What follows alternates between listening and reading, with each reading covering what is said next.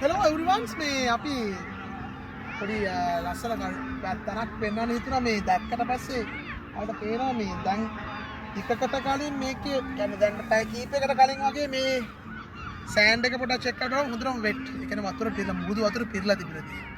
හැබැයි ඔයාලට පේනවා දැන් මේ වෙලේ වෙනකොට මුහුද අර සුනාමි රැළ එනකොට යනවා වගේ ආතර ගිහිල්ලා තියෙනවා. ඒ කියන්නේ මේ හරි වතුර ටික ඔක්කොම පස්සට ගහගෙන ගිහිල්ලා. හැබැයි ආයෙ ටික දවසකින් අගේ පැය කීපකින් වගේ නැවත මේක වතුරට පිරෙන්න පැය 6කින් වගේ මේක නැවත පොතෙන් පිරෙන්න පුළුවන්. වාට පේනවා අර ඈත ලස්සනවක් තියෙනවා. නේද? අපි දැන් මම ආවේ අර පැත්තේ ඉඳන්. අර පේනවා දැන් අර නගරයක් වගේ ලස්සන ස්ට්‍රක්චර් එකක් හදලා තියෙනවා මේ.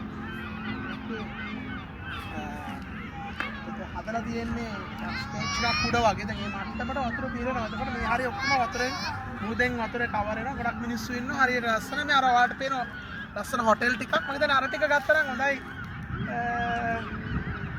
ඒ කියන්නේ මම හිතන්නේ ඔක්කොම 5 star 10 star hotels.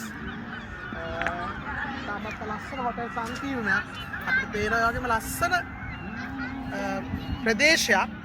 ඇත්තටම කියනවා නම් මේ වගේ තැනකට ඇවිල්ලා මේක දකින්න ලැබීමත් ඇත්තටම හරිම සතුටුයි. ඉතින් තව කීපයකින් මේ මුහුද මේ ආරිය වට වෙලා සම්පූර්ණ මුහුදෙන් යට වෙන්න පුළුවන් පැත්තක්. ඉතින් අපි හිතනවා තාපොඩක් ඉස්සරහට ගියා නම් අපිට බලන්න පුළුවන් අර කොහොමද මුහුද පත්ල. ඒ කියන්නේ සී බෙඩ් එකේ කන්සෙප්ට් එක කොහොමද කියලා. ඇත්තටම අපිට සී බෙඩ් එකක් දකින්න හම්බ වෙන්නේ හරිම කලාතුරකින් මෙවැනි ස්ථානයකට આવොත් විතරක්. දැන් ඔයාලට පේනවා මේ ඇල්ගේ. ඒකට කියන්නේ ඇල්ගේ. මේ ඇල්ගේ දැන් සියලු දෙනා මේ වෙනකොට වේරිලා ගිහිල්ලා තියෙන්නේ. මම මේ කලවල ගත්තා. මේක ග්‍රීන් ඇල්ගේ එකක්. ඒකට ඔයාලට පේනවා මේ ග්‍රීන් ඇල්ගේ එක මේ එන